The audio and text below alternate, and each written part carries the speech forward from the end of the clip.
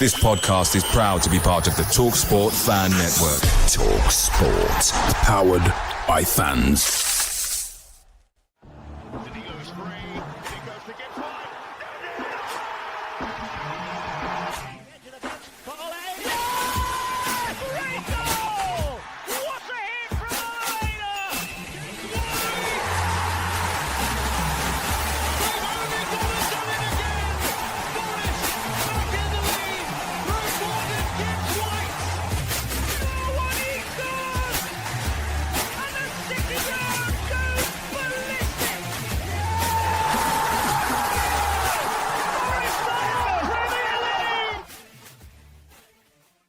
Hello, welcome to another edition of Red Side of the Trent, here for more post-match analysis on the West Ham game as Forest run out 2-1 winners. Delighted to be joined by Lee Clarke, who's back off his holidays, Reiss Lane, who was a travelling fan yesterday in the upper tier with his binoculars to see Morgan Gibbs-White get gifted a goal from Areola in the West Ham goal. How are we for this morning, chaps? Lee, start with yourself. How are we? Yeah, all good. Pleased to be back on. Obviously, I seem like that fan at the minute that only comes on the podcast when we win, because I think we won last time I came on after Tottenham. But yeah, pleased to be back nonetheless. So it's your fault that we've been losing to Brentford? Possibly, yeah. Possibly. We'll have to book you in for the Chelsea pod then. Yeah, maybe, yeah.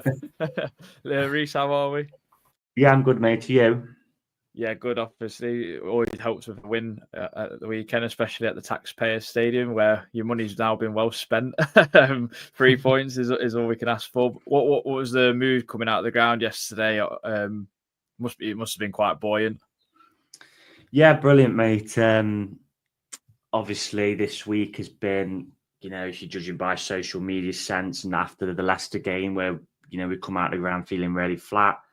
This week on social media has been about every permutation going, and the worry because Villa won on Friday night, Chelsea won on Friday night. And then obviously I think the realisation that if it was to be the Conference League, it wouldn't be automatic qualification. We'd have to go through a two-legged playoff. I think the realisation of that's probably crept in. So a win was needed yesterday regardless, and that is exactly what we got. So coming out of the ground, as you can imagine, everyone in fantastic mood, and we take it to the last day. And whatever happens now, Champions League might not be in our hands, but automatic qualification into Europe is in our hands. So we've just got to go out and whatever happens on Sunday, win that game, and then we'll see what happens from there. Yeah, Lee, how pleasing is it to see not only Forest win, but actually put in a performance that we can say we actually deserved it, because I actually thought we played quite well on the whole basis of that game yesterday. I didn't think if West Ham had got a point out of that, I felt like we'd have been robbed a little bit. Yeah, it felt very much like the Tottenham game, I thought. Never really looked like... I suppose the slight difference was Tottenham did have chances to score, but I think it was a similar game in the sense that we had them at arm's length, I thought. I thought we always had an extra gear to go into. It was a terrible start, wasn't it? Let's face it, we should have been behind after 68 seconds.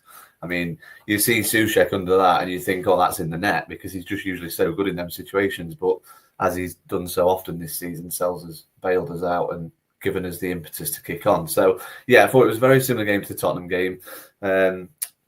Once again, they scored with 5 minutes to go and it made for a nervy finish.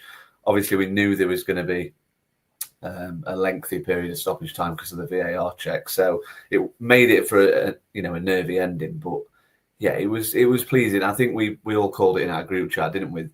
Although the pundits built it up as we needed to win, that was factually correct in terms of Champions League qualification. But the shackles were off a little bit yesterday, I think, because Europe's confirmed. And yeah, we didn't really have anything to lose, did we? So yeah, I was. It kind of panned out how I thought it would. I know that lots of fans have been keen to kind of put doom and gloom on everything. Certainly while I've been on holiday, I've tried to avoid Twitter. Certain people on Twitter, shall we say? But yeah, I thought it was a good game, a good win, and a very impressive performance, I thought. Yeah, Reiss, did you ever get the feeling that the shackles were off in the ground with the players? Because I did think we started. I know Souček had that chance first minute of the game, and Sells pulled off a great save. But I thought after that, midfield especially, I thought we controlled it. I thought our passing was really crisp. The pressing was high and intense. And I just kind of wonder, like, we have got another string to our bow with this high press. We showed it against Aston Villa in that second half, where you think, why couldn't we have done that from the get-go? Whereas yesterday, I did feel like we had nothing to lose, so maybe that's had a part to play. Would you agree with that at all? Yeah, I take the point, because, you know, it's not like we're holding this position now. We're at the bottom of this mini league, aren't we, really, in 7th? So, you know, the only way is kind of up, really, whatever happens. So, it was probably helped, and this is not taking anything away from us, by the fact that West Ham were pretty much on the beach. Wasn't it similar to? I agree with Lee. It was very similar to the Tottenham game. You thought if you could get ahead, you could manage them at arm's length. And I said in the group chat at half time, if we can get this second goal, I think we'll be fine. And it proved to be. And that was probably the bit of quality in the game, was that ball, wasn't it, from Malanga, where he just whipped it across that corridor of uncertainty. I know it's took a nick, but he's put that in a position where you kind of make your own look. So, yeah, probably a bit of both. I mean, their lineup as well. I mean, I'm not sure if you've seen Julian Laurent's little monologue on Twitter on 5 Live. He was absolutely slating Graham Potter, because I think he had 9 defensive players. He even got to a point where he said Diego Maradona would be turning in his grave at Souček as a number 10. But he actually, obviously, like Lee said, nearly scored. So, yeah, I think there was a bit of that. A bit of, yeah, maybe, like you say, the pressure's off. So that allows you that bit more freedom. Because whatever happened yesterday, like I said, even if we won, we're not moving anywhere. It wasn't like last week, was it, where if we win, we're back into the Champions League places. So, yeah, I get there's probably an element to that. I think there's an element of that, the West Ham being on the beach, and the fact that, yeah, we're just obviously playing for something. So it meant that bit more to us. Well, you mentioned about Graham Potter going a little bit mental in press conferences like a week or so ago, when he's like effing and jeffing or whatever, and just lost the plot. So yeah, he was all right yesterday. I seen his little 9 monologue yesterday, and he was fine. 9 defensive players is some going. But Lee, we'll start with the team. I just wanted some thoughts from yourself. I mean, Murillo came back in. I spoke to Christian and Chris from Forest all over yesterday about how, I don't know, how we thought he was done at half time, getting wheeled off by a 4x4 golf buggy, and then, I don't know, Magic Sponge must have come out in the dressing room, because he was back out like a spring chicken again. But what did you think of the team, especially because we were a bit concerned that Nuno hadn't gone with another winger again. He'd gone with Elanga, but I thought he tweaked it again to play more of a 4-3-3, to be fair, and I think it worked a treat. Yeah, I think I'd not really noticed at the time, but I think Danny Murphy called it well on Match of the Day too.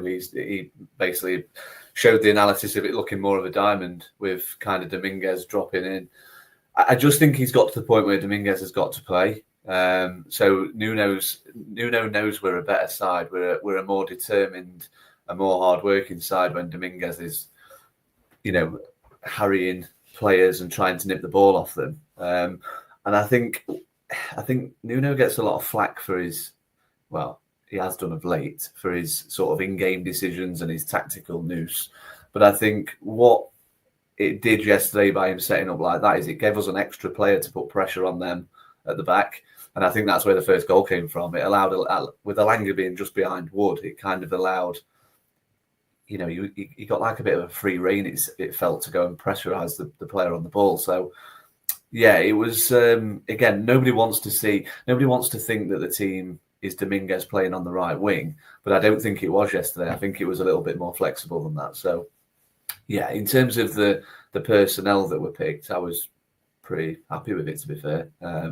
I think after 37 games sitting in 7th place in the Premier League, I've kind of got to a point where I'm just going to trust Nuno. Certainly before a ball's kicked, obviously you can critique it if it doesn't work, and if we'd lost yesterday, he'd have had to fall on the sword a bit. But yeah, it was in terms of the players who were on the team sheet, I was pretty happy with it, to be honest. Yeah, we have to talk about that first goal, Reiss, because you asked in the group chat who gave the ball away, because you must have been so far away from it. But great press I mean, Alanga causes that pass for Areola. He's either got to go long or give the ball away, and he does the second thing. And Morgan Gibbs-White says, "Thank you very much." I mean, it's great. He's in a little small purple patch now, isn't he?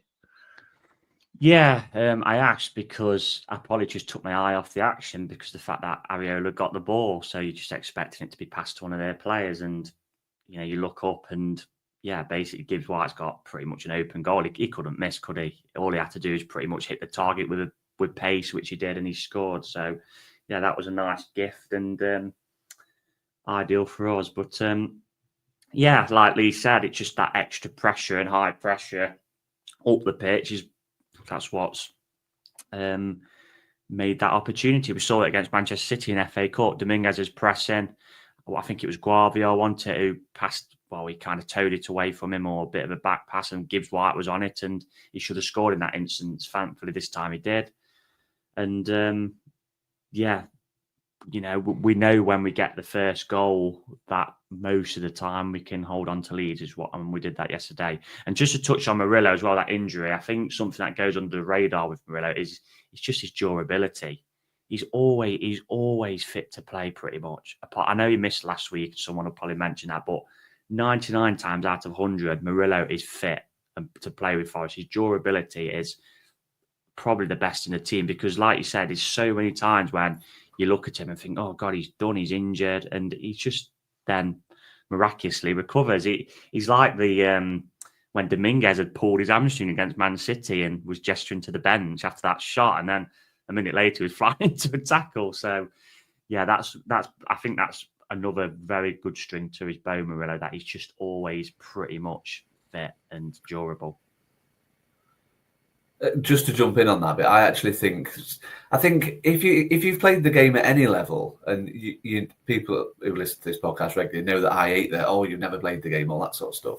But I think if you've played any sort of physical sport at any level, sometimes you land funny and you think, oh, that hurt, and you think it really hurt. But then when you get up and you kind of get it checked out or whatever, and you start walking, start moving on it, it does feel a little bit better. So I don't know. I thought some of the comments from certain radio stations and TV outlets were a little bit harsh on him. He's a young lad at the end of the day. He's not had the experiences of getting these knocks and niggles, has he? So sometimes I think he just landed funny and thought, bloody hell, that hurt. But yeah, I don't know.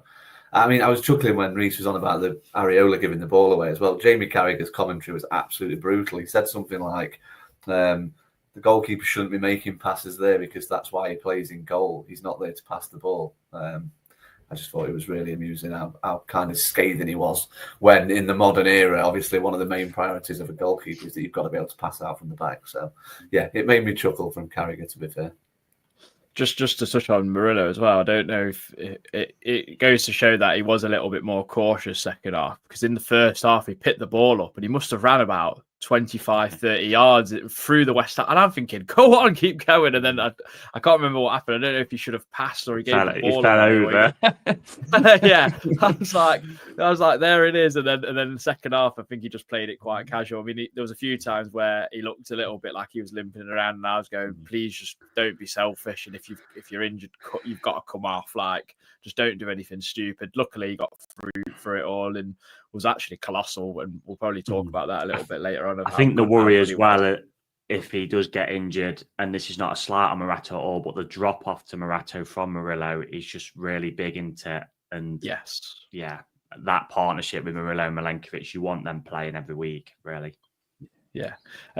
Second half, Lee, I mean, not loads to go off. I mean, it started that West Ham were trying to get back into it. They made a quadruple substitution, but we went down the other end, and Alanga did really well to win a free kick. And then from the resulting free kick, I mean, the VAR goes on for about 6 minutes it was in the end, but it must have felt like an eternity for Reiss in the stadium. But what did you make of one? What did you make of the free kick? And then two, what did you make of the whole ordeal? Because I thought Sam Barrett was actually really good. I said this yesterday. I thought he was really good until after that moment, where then I think he lost a little bit of control of the game. I'm not going to be controversial. I thought Sam Barrow was fine. I've seen him a few times this season. I actually thought he'd get the FA Cup final. He's been that impressive when I've seen him. What I would say is, what I would say is, I thought yesterday he gave us a lot of stuff that he didn't give the other way. If I could see why the London Stadium was up in arms with him, because there was lots of little ones. I'm not talking about the one that led to the goal, because I think that was a foul. I mean, do you want the trip or do you want the arm around his waist with 2 free kicks? There was others though where Elanga was kind of, call it clever, call it gamesmanship, call it whatever you like, but they were let's say soft, I thought. And then on Bowen, they weren't given. So I think it was one of those games yesterday where we got probably the lion's share of the decisions. But yeah, I thought the one that led to the goal was definitely a free kick. And oh God, what a delivery! That is the corridor of uncertainty. You can't defend that. I don't care what team you are. You're literally just hoping and praying that it comes off a blue shirt, because if a blue shirt makes contact with that, it's going in the net. It was a brilliant delivery. Just wish his corners were a little bit more consistently like that, because it does seem that even though it's only a matter of yards, it just does feel that his corners aren't. I know we have scored goals from corners this season, but yeah, it's just weird. I think every free kick we get in that situation feels like it's going to end up leading to a chance, but his corners don't feel quite as emphatic as that. I think I don't know if this is right or not, but did I see somewhere that we've scored the most set piece goals in the Premier League now? Yeah, we have now. We're on 17 now. It was 16. That is unbelievable, isn't it? When you think of the discussions we were having this time last year, mental. And I think we're in the top. I think we're. Quote me if I'm wrong. I think we're in the top 5 for the best, like against as well, like defending them out. Yeah. I think quickly before Leaf carries on as well, Milenkovic 5 goals from a centre back in the Premier League, I believe it is, which is in his first season as well. Yeah. That's what you need. You need odd players to be chipping in with your 5 goals a season. Midfielders. I think Yates got 4 or 5. I think this season. That's obviously at least 2 at least. I know that. Yeah. So that's where you just need them odd players chipping in with 5. And that's great, Milenkovic, especially from set pieces. Another feather in the cap for Nuno as well. I think, again, in recent weeks, because the form's not been quite so good, people have kind of been saying, oh, we've been found out, we've been this, we've been that. But Nuno clearly identified that it wasn't good enough at both ends of the pitch from set pieces last year. And not only has he made us better, he's put us in an elite category when it comes to the Prem this season. So, again, another feather in his cap. But yeah, great goal, really good goal. Well, what did you make of the VAR situation? Because I think it got explained within the ground and within on telly that the communication between Stockley Park and the referee had gone down, and then they couldn't use the automated offside because they weren't sure if Dominguez had touched the ball. But within like 30 seconds of a replay, I saw Dominguez hadn't touched the ball. He weren't interfering with play. I don't understand why it took so long for a decision to be made, apart from the communication issue. Yeah, I don't get it. It doesn't make any sense. It doesn't. I mean, it must have been the communication issue, because all you've got to really decide is, I mean, looking at the match I thought at the time that Dominguez looked offside, but obviously it didn't come off him. I know it doesn't have to come off him; he can still be impacted. But there was one angle that was kind of like from the front of the wall. And you can clearly see that Dominguez is not near a single West Ham player. He's not doing anything. He just bends over, but there's no one near him. It's not like he's bent over in front of the keeper or anything like that. He's just there. So yeah, it must have been the communication issue, because why else would it have taken so long? I say that, but we've seen others when there is communication clear as day that it seems to take them ages. So yeah, I don't know. It's farcical, isn't it? At least the right decision was got to. I feel for the fans in the ground, because they don't have a clue what's going on. I mean, if there's a communication issue, surely someone at the London Stadium knows that. Could they relay that to the fans who are sat waiting in the ground, thinking what's going on? That's the issue with that there, because I'm literally like in our group chat, I'm messaging my partner, because as a match going fan, you have absolutely no idea what's happening. And it's got because they're going to, whatever people and fans say about, get rid of VAR, it's not going anywhere. It's just not. the clubs voted for it. It was 19-1 in favour of it, and Forest was one of them who slagged VAR off. So that shows you what the clubs think about it deep down. So you've got to look at ways to improve things, and that has got to be implemented. And the people who make the laws, the PGMOL and IFAB and that, I'm not sure what their issue is, but they probably do see it as a TV sport. That's the problem. But as a match-going fan, you were literally in the dark of what's happening. We had no idea what was happening there yesterday, and you just stood there waiting for 6 minutes, and then because of that waiting time, you got all the farce. What happened at the end? It needs changing, but they seem to do what they want to do, don't they? IFAB, etc. Just to finish on Sam Barrett, I thought the one thing that I didn't like that he did, and this is the same at any level of refereeing, we always get told that why are you having extra time on extra time? And you're just asking for trouble, because no manager is going to moan when they've had 11 minutes of extra time and not managed to score a goal. No manager is going to moan if the whistle blows, no matter what's happened. If there's 30 seconds here, 45 seconds there, fine. But just don't play it. You've had 11 minutes. A team's had 11 minutes to get an equalising goal. If they can't get it in 11 minutes, then why do they get an extra 2? And then what he did, he played an extra 2, and then you get a mass confrontation. You've got players running up to each other. It descended into farce. And then I was watching it with my wife, and I said to her, I bet you any money this all finishes, Yates will kick the ball and he'll blow the whistle, and you'll think, what was the point in that? And that's exactly what he did. He just didn't need to do it. As soon as it went to 11 minutes, I think there was 11 minutes was up. I think it went to the back post, it got cleared, and it went to the halfway line, I think, and a West Ham player picked it up. That was his moment to just kill the game. The game was over. West Ham wouldn't have moaned, Potter wouldn't have moaned. He'd have just thought, well, we've had 11 minutes and we couldn't score. He played an extra 2 minutes and he ended up with 3 extra cautions. It just didn't make any sense to me. Well, Paqueta should have been sent off because he was the one who started it. To be honest, I mean, it would have been great for you for a bookings bet if you're into that sort of thing. Well, everyone in Brazil was on it, weren't they? So yeah, that's it. Reece just wanted a quick word on the changes that Nuno made. He actually made all 5 substitutions. I mean, and then I want a word on the goal, because it's a bit of a debate in hindsight, because can Morato he's got to do better, but can he get communicated better more from Nico Williams or Matt Sells in what to do? Because I don't think he knows really what's around him, which is quite poor from a centre half, because you should be able to see pretty much everything. But the strike from Bowen is unbelievable as well. Yeah, we'll start with the subs, because we kind of don't really know as fans whether Sangare, they see him doing 90 minutes, but I didn't think we needed to really make the changes in the middle. The only one I guess we could have made a case for, you're probably going to say Sangare, because like I've just said, can he do the 90? Fair enough. Elliot Anderson was on a card, so that kind of stifled his game a little bit. And that's something WT Analysis Point actually agreed with that. He was a little hesitant to get into tackles just in case he nicked someone when they was going by him and it's a cheap booking. But we did seem to lose control when them subs were made in that middle. I've said this before on the pod, but it's a big pre-season for Danilo, but he didn't seemed a little bit of a headless chicken at times. I know that sounds a little bit harsh, but sometimes he was doing things really well, and then sometimes he just didn't know where to be. And when Paqueta come on for them, he gets on the ball. He's like a Gibbs White for them, isn't he? He gets on the ball, he makes things tick, he makes things happen.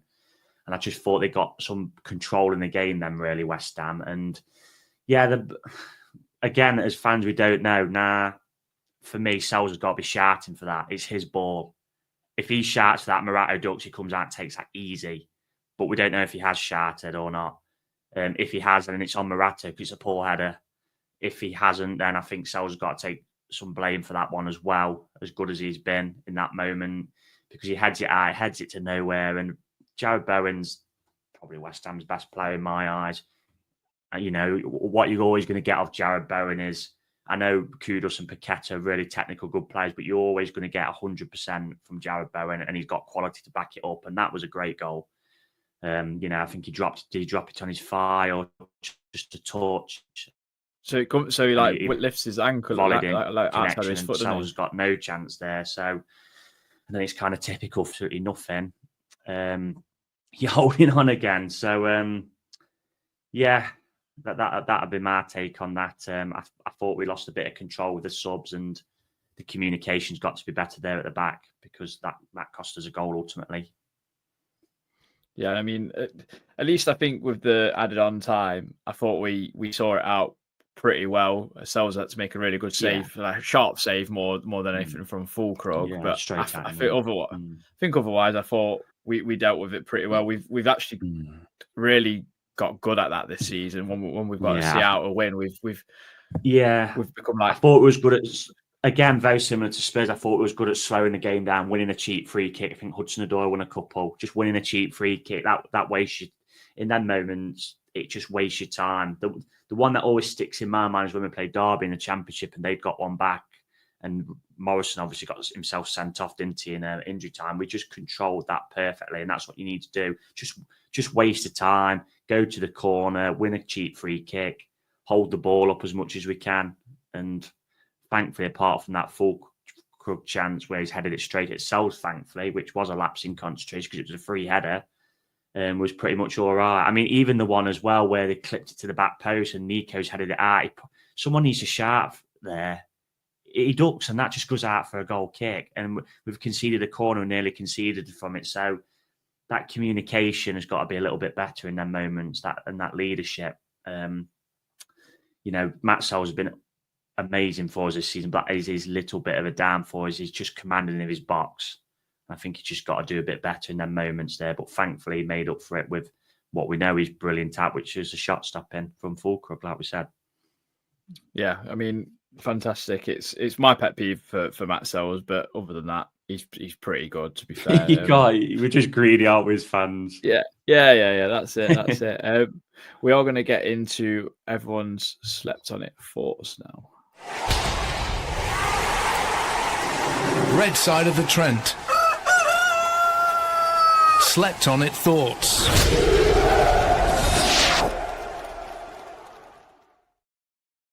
So Ash Jones thought we looked more like the Forest of the start of the season in that first half, and Nicola's goal was great. But of course, with us, it's never easy. Managed the game a lot better than last week, and it goes to the final weekend, something we would have taken a few months ago. Snowboard Pete, Williams, Sells, Dominguez and Sangare, all brilliant today. Domi isn't a winger, but he covers every blade of grass, reads the game and does the job. Annoying, we didn't get the clean sheet as Sells and the back four deserved it. Their goal was a mess, but we got the win now on to Sunday. Capanosity, Forest battled time, VAR and late season nerves to keep all three UEFA competitions alive.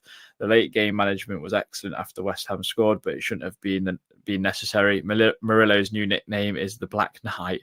Premier Elliott, that was the Forest way. Great win, but really feel our bench options need improving to see a game out next season. Hope everyone has a great bank holiday. Today's fact is that in 2013, the UK government rejected a petition to stop players with a bald head playing for Liverpool, and then he's attached some proof there. Carl Booth, great result. Hand to hand in one. Had to hang on in the end, sorry. Oh, bloody, I can't read this morning. What VAR we're looking for in our second goal baffles me still. Morgan Gibbs White, Sangare, Sells and Dominguez all shouts for man of the match, in my opinion. All eyes on Chelsea now. Win that and you never know. Can't write us off. NFFC Kez, gutted. Wood didn't score. Best player on the pitch for me. Held absolutely everything up all game. After yesterday, we needed that performance to lift the fans. Next week looks tasty. Johnny Antcliffe, keep Yates off the pitch for as long as possible. We win.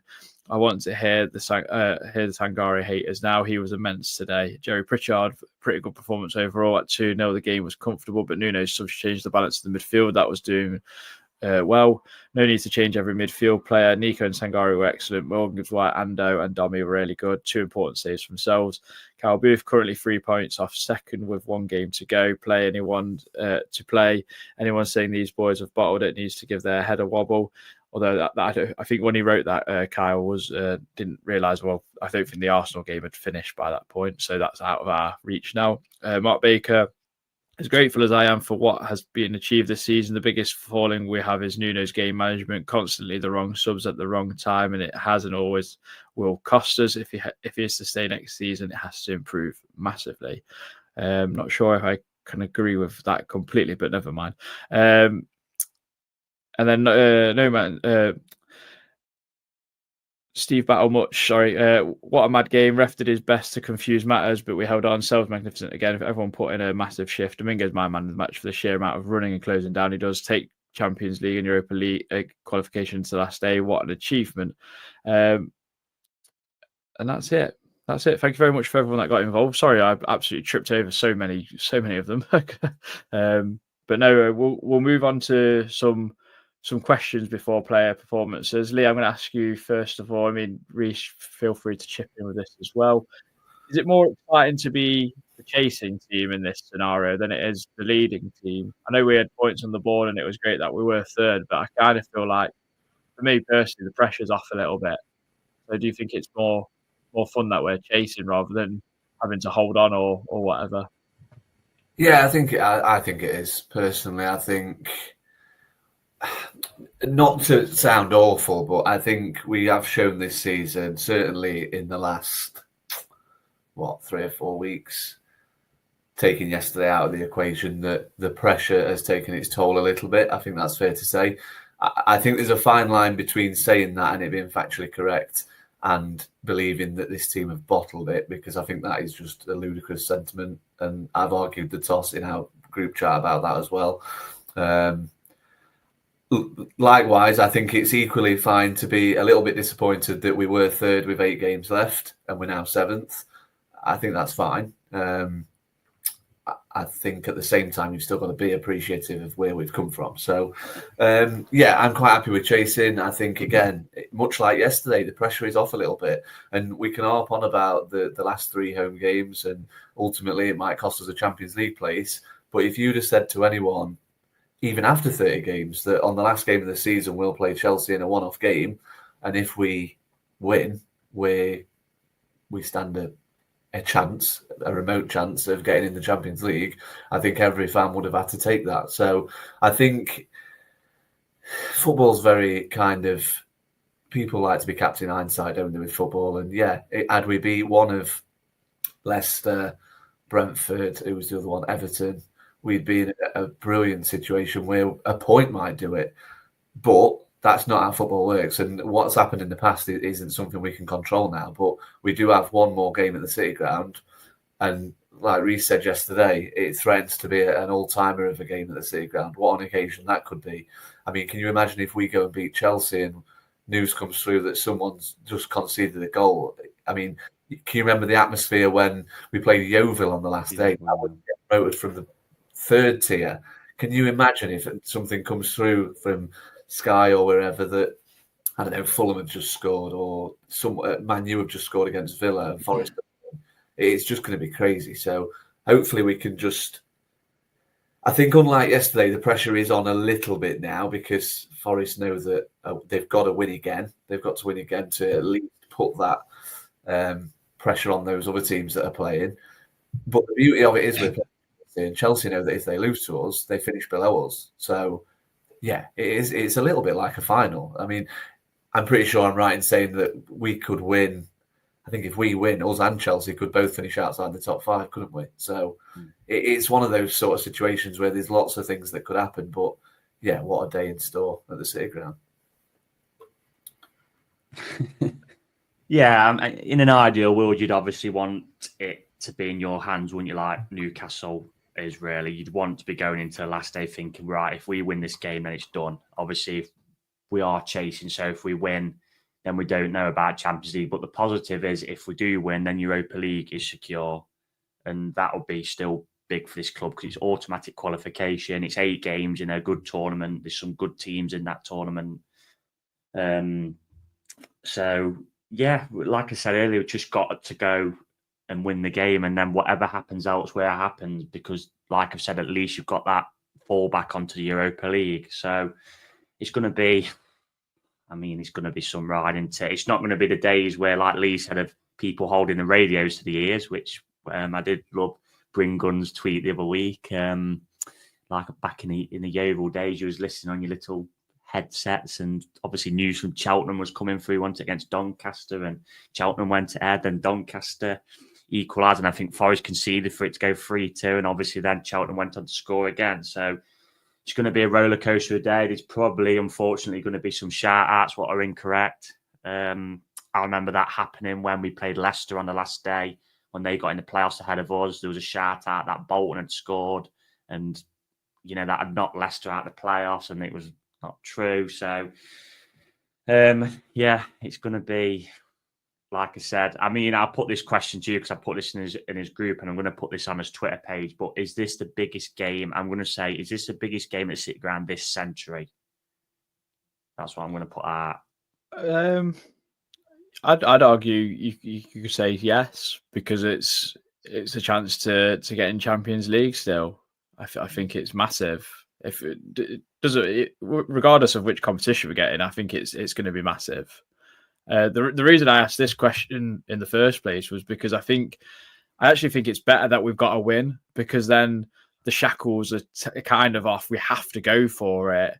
We're not going to be sitting back and waiting and kind of hoping that, if we draw, we can get there. I feel like when Forest have got that situation where they can get 2 out of the 3 results possible, we tend to freeze up a little bit. I refer back to that Lamucci season when we needed a point out of like the last 5 games and we couldn't even get it. We were like losing to Barnsley. We were getting about to get relegated.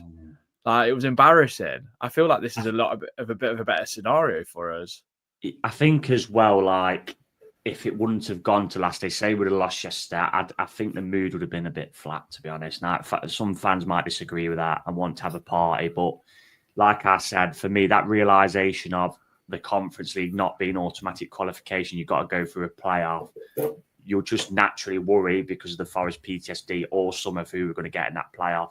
I've had chats with fans and I've been laughing because, they're telling me to be worried about the likes of CSK, Sofia, and Sparta Prague, and I think there was another team I can't remember now. But Anderlecht. Let's be honest, Forest should be beating all of them over 2 legs, not convincingly, but without loads of hitches. So I think that's where the kind of nerves have come from naturally. And there's nothing wrong with that.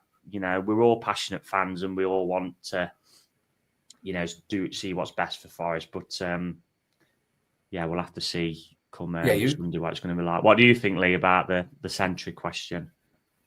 I'd probably say so. I think every big game's got to be taken in context. I think the Sheffield United game was big because we'd never been to Wembley before. But yeah, I mean, it's got to be added to get into the Champions League, potentially. I mean, we could win and not get in the Champions League, obviously. But yeah, I think it probably is. Just with what's at stake, I think if we were out of the running, if we'd drawn yesterday or something, we were out of the running, maybe the Sheffield United game would have swung back into favour. But yeah, it probably is. I think you've got to say it is, especially given that we can still get in the Champions League. I mean, you just reminded me there, actually, Adam, that Barnsley actually stayed up that season, didn't they? They would have been, with a 0-0 draw, they would have been down that day, wouldn't they? I think they beat Brentford on the last day, I think. Season. Yeah. I think they beat Brentford on the last day, if I remember correctly, away. Yeah, I'm sure they did, away. But yeah, I think it is a big game. I think it's the biggest game, certainly this century, I'd say, yeah. It was when in the minute before they scored that Barnes game, Graben and Watson had that 2-on-1, didn't they, with their defender? And all they had to do, I think, was pass, and we didn't, and they went down the run and scored. And yeah, the rest, as I say, is history. But we didn't want to get promoted that season anyway, because it would all happens for a reason, doesn't it? Yeah. All happens for a reason. What do you think to that question, Reece? What's your answer? I'd say so, because like the games what spring to mind straight away, the playoff games, like Lee said, the Sheffield United one at home, but you've still got another game then to go and win. Like, obviously, if we'd have lost to Huddersfield in that final, apart from because we hate Sheffield United, it wouldn't have really meant anything. Wheeler mentioned the Arsenal game, but even if we'd have, say, drew that game, we still could have gone to Palace on the last day and got a result. This is it, isn't it? For I know we've got Europe in some form, but if we want Europa League or if we want the chance of Champions League, this is literally it. It's a straight shootout. Like Danny Murphy and Martin Keown said on Match of the Day last night, there's not going to be a ticket to be brought. Every football fan who is watching the Premier League next week would want to be in that stadium, because that is the pick of the games, isn't it? It's literally a straight shootout, and it's going to be it's going to be an occasion and it's a real test for Chelsea because they've come under scrutiny this season about their mentality. They're still a very young team. They've obviously got a final a few days later, which, let's be honest, if they don't win that tournament, would be, for what Chelsea have become over the last 25 years, would be a little bit embarrassing, really, for the riches have spent. I know Betis aren't off a bad side, but it's not spent the money what Chelsea have had. So there's going to be a lot of questions asked, and there's going to be a lot of answers at the end of it. So we'll have to see. Can I just touch on the Reiss mentioning someone said to him about CSK Sofia? So I've just had a little look. So I was wondering, obviously, Conference League, it means they've not finished. Obviously, they've not won the title. In the Bulgarian Prem, there is 16 Ludogorets have won the league, I think. Yeah, they've walked it by 14 points. CSK Sofia are 7th. They've won 13 of their 30 games and scored 40 goals all season. So, I mean, yeah. I'll give him a shout out. I think whoever we play, like Reiss says, whoever we play, obviously there'll be Forest PTSD, but whoever we play in that playoff, you'd have to fantasy coming through. I fully expect to get this clip played back when CSK go and beat us 1-0 over 2 legs. But yeah, I'll give him a shout out, Andrew, because he's a really nice guy, and he actually messaged me saying he's a big fan of the pod, so I'll give him a little shout out there. But it's natural, I get it, because we have snatched victory from the jaws of defeat from the jaws of victory so many times, haven't we, in the past? So it's kind of ingrained in us, really, that we're going to worry about these. What pleases me a little bit about it, I was looking at some of the dates, and we don't actually have to play in July, do we? I think the season starts the week after, so the players should be fine. We should be able to put a strong team out still. I'd worry more if we had to play like in the middle of July, when you kind of put. We've seen it before with teams where you think, oh, how have they managed to lose to them? But it's purely because some of these other leagues start at different times, don't they? So they're further down the line in terms of fitness. At least we're going to be. Should be ready with the season starting a week after or whatever it is. Yeah, I was just hoping it wasn't in the middle of July, because it disrupts your preparation for the new season, doesn't it? If you were going to get transfers done and all that sort of stuff, you might tend to rush it a little bit more, don't you? And like Lee said, the Scandinavian sides are already in their season. So I seen the list, if it was Conference League, it was the likes of Brann, Brøndby, Fredrikstad.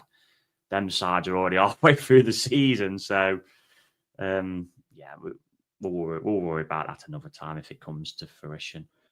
Yeah, definitely. I did want to ask you about the other fixtures that are obviously going to take place. So Newcastle play Everton, Bournemouth are playing Man City on Tuesday as we record this on Monday, and then they play Fulham on the last day.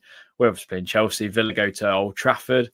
Is there any sneaky feeling from either of you where you think, do you know what, that they might help us out a little bit? I look at Fulham and Bournemouth, who they've got the slimmest, and I mean, I said this yesterday, they've got the smallest sliver of chance of getting into Europe, but also I just kind of think both those teams will be battling. Maybe not Fulham as much, but Bournemouth are chasing down. I think they might have already reached actually, but their biggest points total ever, and finished the highest they can ever finish. And we've said this before on the pod that every place you finish higher is more money. And I mean, I know they've pretty much just sold Dean Huijsen to Real Madrid for 50 million quid, but they're going to want to put themselves a little bit on the map, I guess.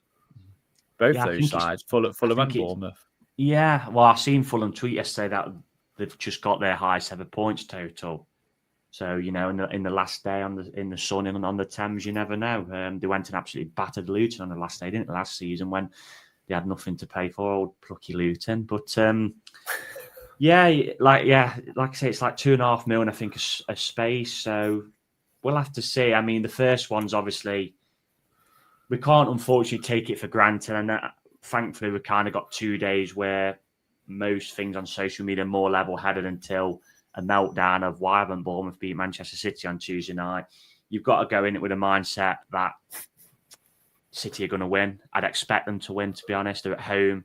And, on the day, they're a better side than Bournemouth. But if Bournemouth can take anything, that puts them right in the mix on the last day. And you just want as many teams as possible, really, who could slip up as a chaser. So hopefully Bournemouth can help us out, help the other sides out, really, as well. But if not, then you've still got kind of Newcastle and Villa to aim at, haven't you? So, and like I said, I'm going to keep falling back onto it. If we win, we're guaranteed the Europa League. So I can't see it being straightforward. I just don't think that's in sports nature for it to be straightforward and everyone to win without any hiccup. Now, I said this on the last pod, like Villa might end up winning, but I think they might end up coming from behind. For example, like Friday night, Manchester United went ahead. We all thought they went ahead, and then it's just offside. If that goal stands, fine margins, as Mark Warburton used to say, which it is true. It's a different, it can change games. Look at the other week, Palace. If Eze's goal would have stood, they would have been 3-0 up. It gets ruled out, and City come out second half and demolish them and get a big 3 points, which is massive for their season. So, as Billy used to say, there's going to be a lot of twists and turns. I just can't see it being straightforward, and we'll see. It's just going to be like, I'm just trying to think, probably since we stayed up on the last day where people's probably going to have one eye on the game, one eye on the phones, looking at results, etc. Because I think it was Blackburn and Birmingham won it that day. I think Blackburn was away at Brentford, Birmingham away at Bristol City, and they both went ahead before us. And obviously, Jordan Smith tipped that one onto the bar. So it's just going to be an absolute roller coaster of emotions. And all we can do is, like I've said, is just win the game, and then at least we've got Europa League, and we'll see what happens elsewhere then.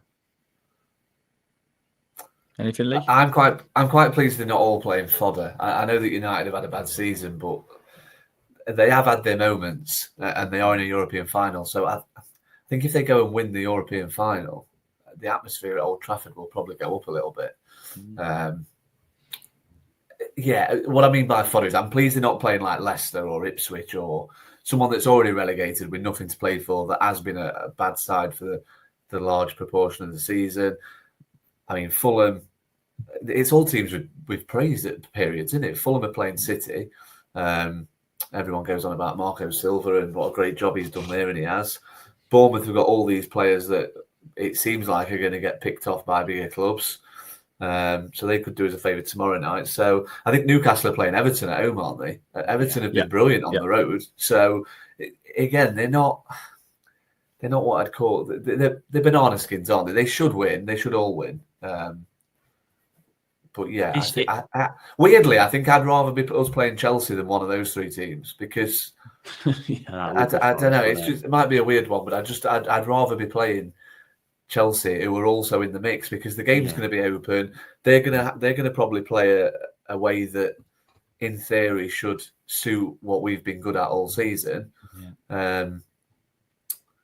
So yeah, I think, and the pressure is still on them a little bit, isn't it? So we saw in that Ipswich game, didn't we? To be fair, I know it's completely different because the level of the teams, but Ipswich came in for 20-25 minutes. They had a go.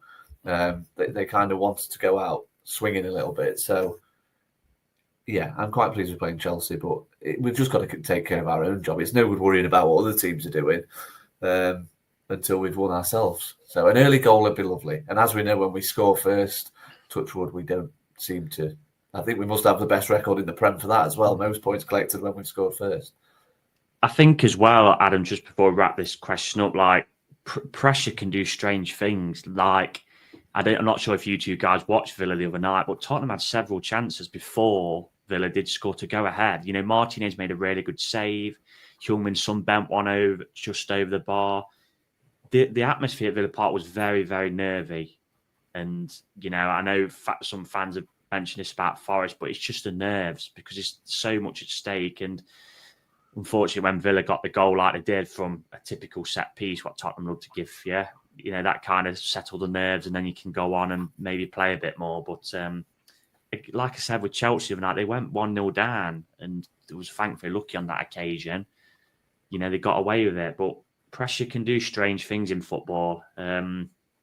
So we'll see. Newcastle have got 50,000 behind them.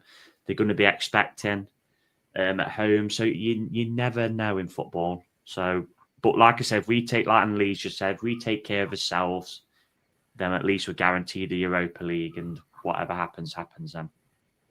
Yeah, it's gonna be exciting. I mean, yeah, just whatever happens, I'm incredibly proud of them. I think they've been brilliant. We're going to round off with some player performances for the West Ham game. I'm going to start with yourself, Reiss. I'm going to give you Ibrahim Sangare. It's the third game in a row I feel like we've spoke about him, and it's not because I don't want to be because we've defended him so much on this podcast. You've been quite a big critic of him, to be honest. You thought his Forest career was pretty much going to be done. I think in these last 3 games we've seen the real Sangare that we signed for 35 million from PSV. Quite frankly, I think he's been quite brilliant. That's very harsh saying I've been a critic. I've been quite balanced on Sangare, and I actually, in his early days when he was getting pillared to post, was actually defending him more than most. So I think naturally how you look at it is that when he wasn't, what we're saying, 10 games ago when he's come back and he wasn't getting a minute at all, you naturally go to the conclusion that, yeah, he's probably going to move on in the summer. Nuno's given him a chance. And then in the last 3 games, I think he's been good. He's probably saved his Forest career, really, with his performance at the end of the season to give him something to build upon in the summer, because last pre-season he did look good. On the ball, I loved his link up with Gibbs White yesterday. He's always looking to try and get it to Gibbs White through the lines.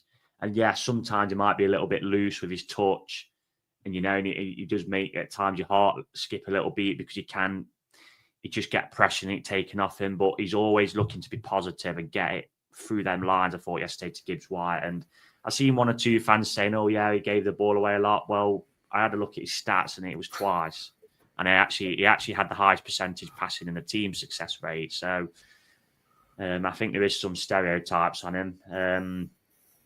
You know, sometimes he does get turned a little bit too easy. He's lacking that bit of agility. But I think the 3 games he's been in, I think he's done really well. And like I said earlier, I actually thought when he come off, we did lose an element of control in that midfield. So it's good to see him playing well. There isn't a point of him being a £30 million hole sat on his bench.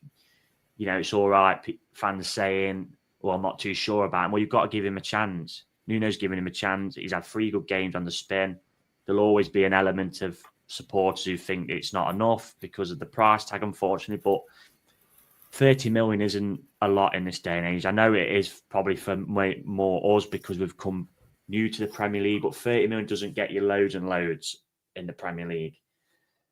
So, yeah, it's good. It's a base for him to build on. I'm just hoping he can have a good game against Chelsea because I'd imagine he'll start because of the performances he's shown.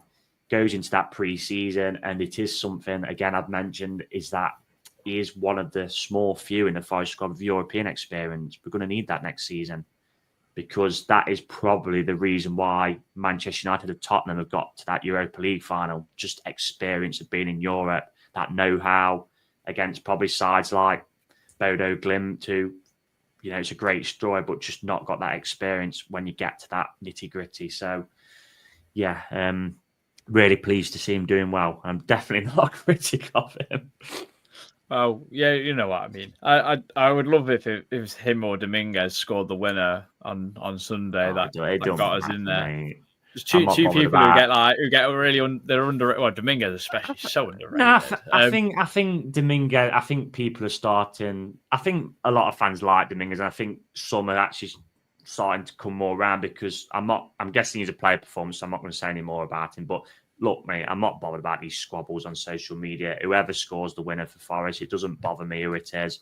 It's not personal for me.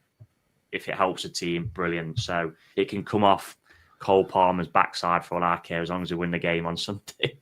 Yeah. Can I just quickly say on Sangare, his passing yesterday was outrageously good. If you're still saying he gives the ball away too much, then there is agendas.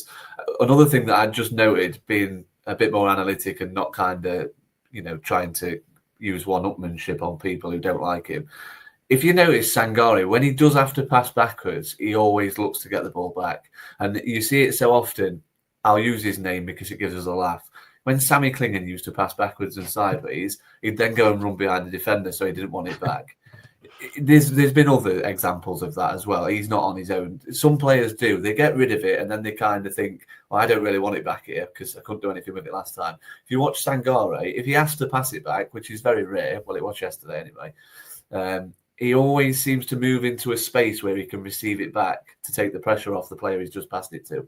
And I think that goes under the radar with him as well a little bit. When a team sit off him, he's really good at dictating. He can pass through the lines, and we probably haven't got a midfielder like that who can pass through them lines to kind of boycott the opposition midfield and get it into Gibbs White, because then he can get on the half turn and he can get away. And that is something why, we love Morgan. He always wants the ball. Players who, give it away and then are worried about getting the ball back, at least they always kind of want the ball. So it's positive. I don't get the odd negative about him personally, but it is what it is. Yeah, I thought that the four of them, Anderson included, with the three that we've mentioned, I thought they combined really nicely in a lot of phases of play yesterday, and long may that continue. I'm going to give you Morgan Gibbs White yesterday. I mean, me and Christian and Chris yesterday waxed lyrical about his Cruyff turn in the right back position, and then the bit of play he had where he got us out of trouble, got us on the attack, kind of just was like, well, this is why we rate him so highly at times. I thought he was excellent yesterday. I thought his endeavour was great. Scored the goal that started us off. Obviously, a nice tribute to Taiwo as well, and I think he's stepping up at the right time, it seems. Yeah, he was. He really was a captain. Fantastic yesterday. I thought he was much like Dominguez was. To be honest, he was everywhere. But wherever the ball seemed to be, Gibbs White wasn't far away. Again, I just love how he reminds me a little bit of, like when Harry Kane's tasked with playing up front and he always drops deep to get the ball. Sometimes you wish Gibbs White would hold his position a little bit more, but that's just not him.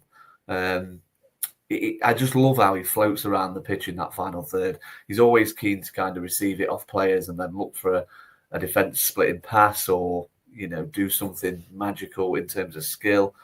His goal was, very opportunistic, wasn't it? But it needed finishing. He finished it well. Should have scored before, let's be honest. I think he'd done everything right. Brought it down brilliantly. Take nothing away from the keeper, I suppose. It was a pretty good save. But I think, 9 times out of 10, you want your forward to score there. But again, that's taking nothing away from his performance, because I think he showcased why, unfortunately, we're probably going to be fighting a bit of a losing battle to keep him next year, to be honest. Obviously, I don't want him to go. That's not me saying I think he should go. But I just think in the way the world is, the way the Premier League is, when you have a player like Gibbs White who's done it for us 2-3 seasons, it becomes impossible. Look at Villa with Grealish. And you could argue, was Grealish a better player than Gibbs White when he went for 100 million? Who knows? I think he was just as important to Villa as Gibbs White is to Forest. So, yeah, I think of all the big players we've got, he's the one that I do fear the most for this summer, I'm afraid. I'd love nothing more for us to win next week. We get in Champions League and he grabs a microphone. He's like, "I'm never leaving," like in Wolf of Wall Street. That'd be great. Reiss, I'm going to give you Nico Williams. I thought at left back yesterday, I thought he was great. Maybe not so much going forward, but defensively, I thought against Jarrod Bowen, I thought he was impressive. Yeah, it was kind of like a styles make fights kind of thing, because they're both such hard-working players, aren't they, Bowen and Williams? So it did lead to a proper battle down that side. Unfortunately, obviously, Bowen scored in them, but not Nico's fault. But yeah, I thought he was excellent again, mate. Just the sheer work rate, the tenacity, everything what we've seen from Nico Williams this season displayed again yesterday. The only little bit of a criticism, why he just kept clearing it through his own box, which was a couple of times we nearly got in trouble from. So hopefully he can cut that out. But yeah, he was brilliant, mate. And, I've seen some fans say he'd be their player of the season, and you couldn't argue against it. There's so many candidates, and he's been, pretty consistent throughout. Obviously players have odd bad games, but as they all do. But yeah, I thought he was excellent again yesterday. It's going to be an interesting one, isn't it? Because I know we are being linked with a left back, because Forest want probably want a natural left footer there. I think, is it Truffert from Rennes? I think there was linked with, wasn't they? So that is probably somebody who they'll probably look to bring in, because I wouldn't imagine it'd cost loads and loads. So that'd be interesting for competition next season. But he's been brilliant this season, Nico Williams, and this season, and probably towards the back end of last season as well. I think we've definitely seen the worth what we paid for him, and probably why Atalanta bid for him in the summer. And he's someone who actually needs sorting, because with a year on his contract left in the summer, you don't want him to go on a cheat, because he epitomises, I think, what you want to just see from players is just, good quality, but with a work rate which is literally 110% every game. So, he's been fabulous this season. Fair play to him. Yeah, I agree with that that wholeheartedly. Lee, the last one was a tricky one. I didn't know whether to give you Anthony Elanga or Nico Dominguez, so I'm going to leave you the choice of which one you can have. Well, I read a comment about Anthony Elanga this morning, and it's absolutely made my head quite warm, to be fair. So I'm going to go with Elanga. Just what lukewarm or hot? Christian hot? It's Christian hot. It's not quite Christian hot. No one gets Christian hot, do they? I mean, that's just ridiculous. I think what a player. I think he's another player, much like Dominguez. Interesting you gave me those two, because I think they often slip under the radar. I get that Elanga sometimes can go through games where you think he's not done a lot yet, but I just find that that's nature of the beast as a winger. And at the minute, he's not really playing as a winger. So he's kind of not in that position to receive that through ball where he can burst onto. It happens sometimes in games, but that's not what he's being tasked with doing, with Hudson-Odoi currently out with a bit of an injury. I mean, the comment in question said he was overrated. I mean, he's 22 years old. He's now got 12 assists for the season. Interestingly, I actually had to go and have a look where that put him. I was thinking maybe he is overrated. Maybe lots of other players have got lots of assists this season. Only Mo Salah and Jacob Murphy have got more in the Prem. Like I say, he's 22. He's probably 3 years off his peak, and he's probably already worth, 60 million? We paid 15 for him. I mean, Reece hit the nail on the head. I think sometimes there's just nitpicking for nitpicking's sake. Elanga was good yesterday. He had flashes of his best for me. It wasn't a complete 90-minute performance from him, but like I go back to, wingers really do that. They're constantly trying to make things happen. Sometimes the fullback will get the better of them. He was very good once again. He's clearly worked on his set piece taking, because it's mesmerising at times when he gets going in that area of the pitch where we scored from yesterday. I've got to be honest, he's one of my favourite players to watch. I think his box office in full flight. He's one of the quickest players in the Prem. He's got the quality in the final third to go with it. Again, that's something that he probably still does need to work on, because he's only 22 and it's coming. But what did he get? Did he get 11 assists last season? I'm not sure without looking. I think about 9 or 10. Yeah, I sense it might have just been double figures, 9 or 10, 11, I'm not sure. But 12 this season, he's scored some goals as well. And let's not forget, this is after a 3-month period where he struggled for goals and assists. He struggled, and we had debates on this podcast. I think we agreed that perhaps it was time for Jota Silva to get a game. He's come out of the side for 2 or 3 games, maybe longer, not sure without looking. And it's clearly given him weirdly, taking him out of the team has probably given him the confidence to have this second half of the season that he has, because he's realised that if he wants to play regularly in the Prem, then he's got to produce the goods. And his stats are brilliant. His stats are good. And he's another player, a bit like a Wanya. He always seems to have a smile on his face, even when things don't, they're not working out for him. He seems to love his profession. He loves playing for Forest. And I feel a bit bad that I've had to pick him over Nicolas Dominguez, because again, I feel like this podcast we're all founding members of the Nicolas Dominguez fan club. But this morning I just had to get that off my chest about Elanga. Yeah, he got 9 assists last season, 5 goals. Right. So 14 goal contributions last season. This season he's got 17, and like you say, had that 31 goal contributions in 2 seasons. Right, 15 million. Bargain. £15 million. Absolute bargain. Bang overrated. Let's move on. I really like him, and the funny thing is, he can go another level in my eyes. He really he's still can. only 23, isn't he? Yeah. I think since that Villa game when he came on and scored the winner, I think he's just gone from strength to strength, and it's great Do to you know see. what I would? He's Do you know what I been would one of say my as most well? important players. So go on, Lee. What are Man United doing? What are they doing with their recruitment model? I don't know, because mean, Anthony's started to play well now. Just leave Man To be United. honest, He's a though, really good player.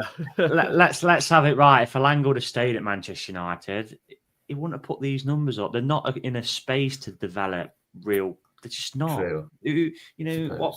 The only one who you look at, Man U. I mean, like Mainu's fell off a cliff this season. I know he's had injury problems, but the only one really youngster you look at Man U at the minute is probably Diallo.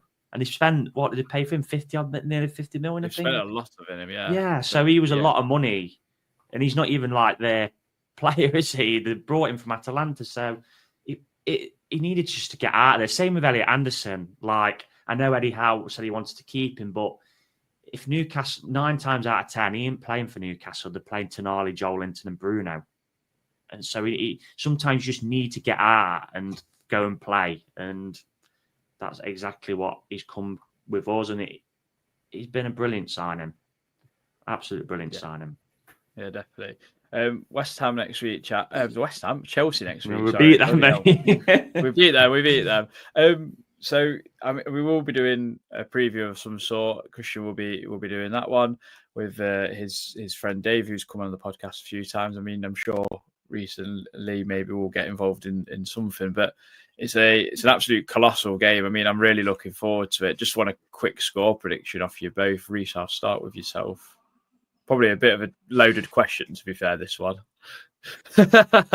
It's going to be a long week, isn't it? Because ideally, long week. You'd want it tonight, wouldn't you? In an ideal world, I'm thinking, but it's going to be stewing on it. It's a bit like in the lead up to a big fight, isn't it? Really, you got all the talk. Everything's gonna, there's going to be words said, and I'm sure Maresca probably might say something about us, and it's got all the build up. Plus, Man City tomorrow night. You've all got all the other games to think about. So, yeah, it's going to be Sunday. I'm hoping the weather's good. I'm just going to have a quick check to see what the weather is going to be like. It's also you got Europa League. It's going to be raining apparently. Well. It's going to be raining apparently, which is not best. But when it rains, it pours. Which is a shame. Yeah, Europa League, but I mean that's no to do with us, is it? Whatever happens with that. I guess you could say either way. If Man U win, they could be on a high. If they lose, they could go out on the last day and probably turn up Man United. You don't know what's going to happen with them. So I've got to predict us to win because what's the point if not? So I'm going to go for 2-1 to Forest. And it just won't, even if we do win, it just won't be the easy way. It's just not in our nature. It's just not in this club's nature. So it generally wouldn't surprise me if we ended up being 2-0 up again and then looking, cruising, and then they get one back. We'll have to see. It's going to be a proper ding-dong. It really is. So 2-1 you're going for? 2-1 to Forest, yeah. All right. Lee? I stole my thunder a little bit because I was going to go 2-1. No, you can agree with me. No, I'm going to go 3-2. I think it might be the sort of game where it's wide open. I've just got a sneaky feeling that we're going to have one of them games where we get a couple of good chances and actually take them. Like when Woods scored this season, his goal against Liverpool strikes me. It comes to my memory. Something like that. I've got a feeling we'll get an early goal. But then, like Reece says, I think we might make a bit of a meal of it. So, yeah, I'll go 3-2 Forest because I agree with Reece. I think what's the point? If we're going to...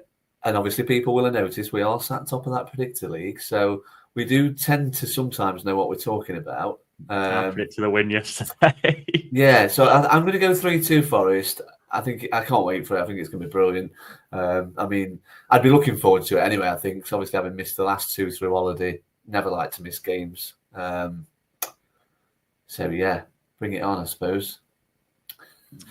I'm going 1-0 and then a miracle at one of the grounds. I actually feel It's really funny. Chris came on yesterday and he was saying about how he's got to support Man United and he absolutely hates it, detests it because there's so many Man United fans around where he lives in Ireland and throughout his growing up, which is pretty much the same for everyone, isn't it? Really, they're just everywhere. Man United fans are like a bad rash. So I just feel I've just got this funny feeling that we'll win and then someone out of the blue will help us, like an Everton or a Fulham. I've just got that feeling. I don't know why. I feel like Everton. Before Oh, yeah. 50,000 crying Jordans would fill me with a glee. It really would. But I expect Newcastle to do them. I've got a sneaky feeling, to be fair, not to get everyone too excited, but I have got a sneaky feeling that one of those three teams will slip up, whether it's a draw, whether it's a loss. I've just got a feeling. I think seen it before in the Prem. There's some funny. It's not going to be straightforward on the last day. I just can't see it being straightforward. There's going to be so many.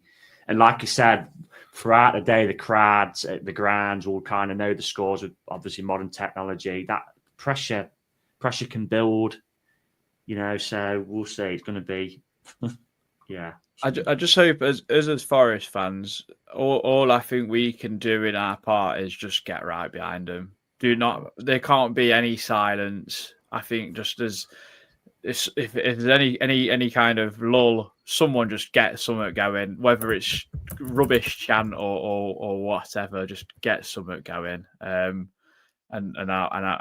that's all we can ask for, and the team will do the rest.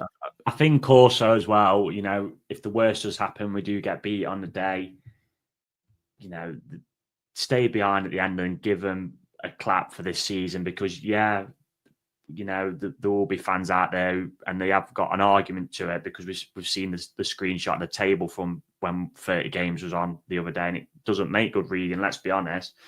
But they've just given us everything this season, the chance to dream all season, an FA Cup semi-final, guaranteed Europe at the least. So they deserve that at the end for all the effort they have given as a squad this season because, they've just exceeded expectations of what they've done at the start of the season. As much as disappointment we might have come the end of Sunday, which I'm hoping is incorrect. Yeah, they deserve that support at the end. They really do because they've been overall pretty fantastic. They really have. So, yeah, you just got, like you said, Adam, just got to get behind them. We just got to try and drag ourselves over a line. And I've said it probably about 1,000 times now on this pod, but even if we win and don't get Champions League, we can still look and not worry about a bloody playoff in the summer thinking, well, we've got 8 games in Europa League, some good teams in there. There'll be 4 good. There'll be 4 good trips, and obviously 4 games at the City Ground. So yeah, it's going to be a long week. Christian keeps trying to get FC Whack into some sort of scenario. I don't even know where they're from. They're Austrian team. I thought they might be. I think Wacker Rings broke the cord. If that's it is. And this is coming from someone who's like a guru of football teams by country of origin. I think that'd be my mastermind subject, but that or only fools, I think. Yeah, fair. Well, no, if you've enjoyed the pod, I hope you can give us a like, drop us a subscribe. It's all free, as we always say. There will be some sort of preview this week to look forward to that Chelsea game, and we'll be back for a review of some sort, probably on the Monday when we digest it. I'd assume after Sunday because it's going to be a roller coaster. I don't think we'll be able to speak one way or another, to be honest. And then we'll do an end of season pod. We'll probably put some stuff out for fans and listeners to get involved with voting for little awards. I think this season, I think that'll be quite a good one. And I'm sure we'll do a quiz of some sort as well. We do like one on this pod. Maybe a birthday spread, Reese, the last one. Yeah, we could do. Yeah, and then obviously some plans to do some pods probably during pre-season odd ones. So yeah, we'll do as best, won't we? But we'll build up to it this week. Definitely. We've got to, haven't we? Yeah. Well, enjoy the rest of your weeks, guys, and we'll see you next time. Come on, you.